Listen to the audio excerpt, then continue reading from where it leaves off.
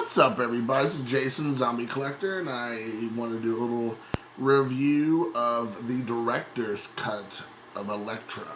So, this is a movie that, before Marvel really got into their stride, they started really making quality superhero movies, and I guess other studios, I think this was actually a Fox property, but you know what I mean, before they got them back underneath the umbrella of Marvel/Disney.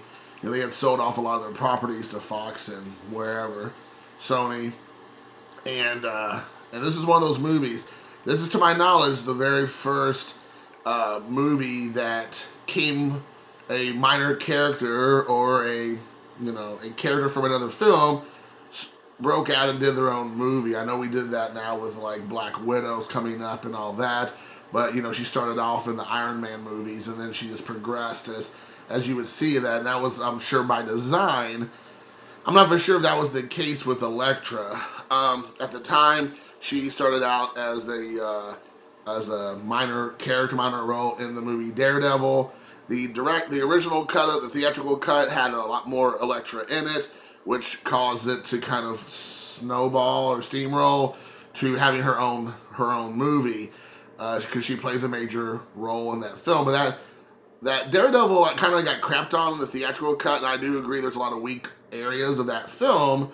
But if you watch the director's cut, actually, of Daredevil, the Elektra stuff's actually cut out quite a bit. It's more about Matt Murdock being a lawyer and the Daredevil character more than it is about the love story, which I prefer, the more focus on his being a lawyer and all that.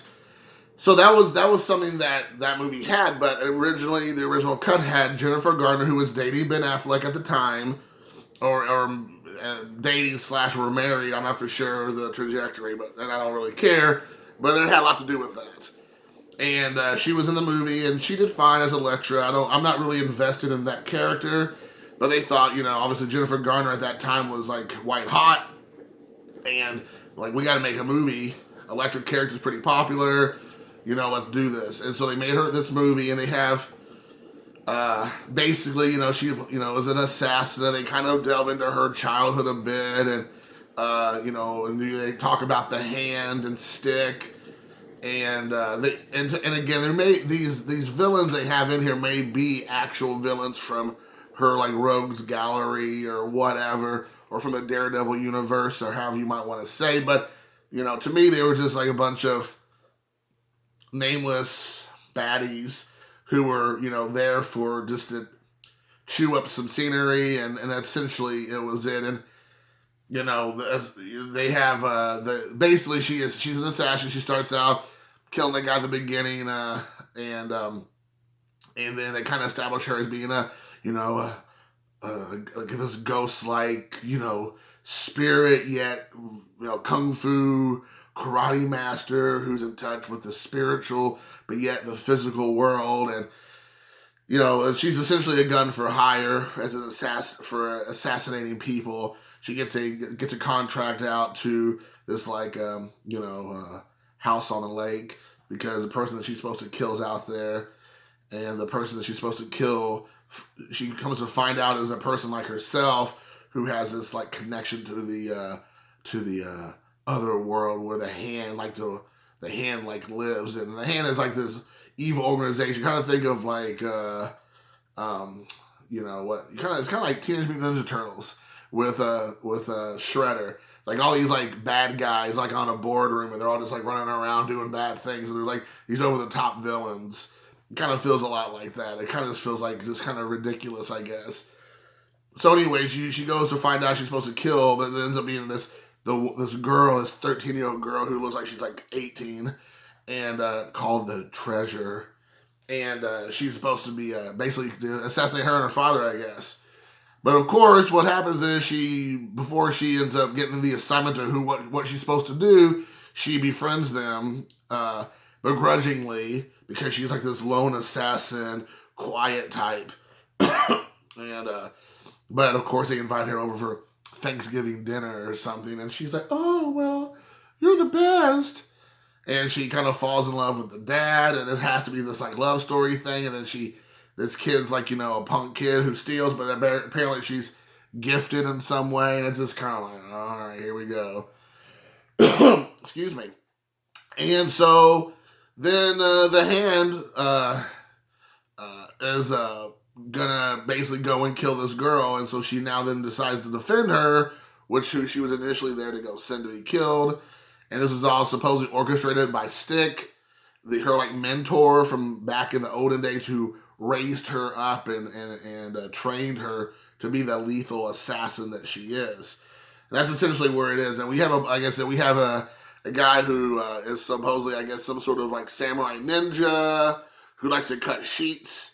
He has some real fast knife work, and he cuts sheets. You have one guy who has tattoos that goes around sending out eagles and werewolves and snakes and stuff, and he sits in like some kind of like, he was kind of like the Mark Hamill, what do you call the Mark Hamill in the Star Wars movie where he does the extreme yoga, where he does such a extreme yoga he dies as Luke Skywalker. He's like, oh, and he's like projecting himself onto some like astral plane.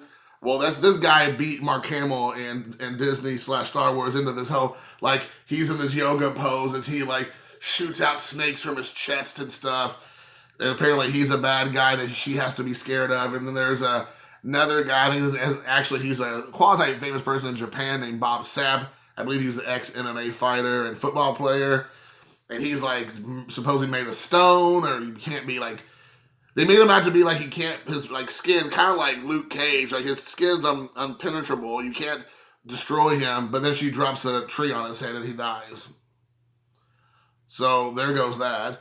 Then there's, I think, Typhoid Mary. I think that's who she is, where anything she touches dies, and she, they have to have a scene where her and Jennifer Garner do a little lip lock, and she's like, killing Jennifer Garner, Elektra's character, with her, lip lock. As Typhoid Mary, and everything she touches is dying, and she's actually the only cool one in the whole group. And then there's another guy who's like he gets killed like right away. I can't remember what he does. He's apparently like some clown, 'cause I don't know.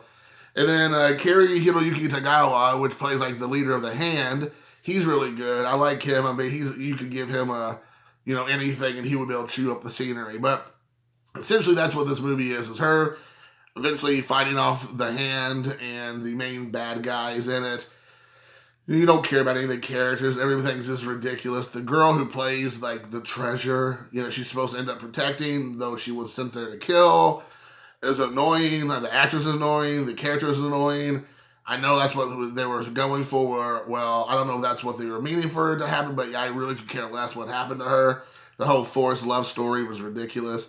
This was a director's cut. I don't really remember the difference between the theatrical and the director's cut. Maybe there's a little bit more like gore, but that's being probably generous. But I'm a completist. I saw this Blu-ray for $2. I didn't have it. It looked fine. I didn't even look at the special features. I didn't care. There are special features. There's an audio commentary. There's deleted scenes and alternate extended scenes.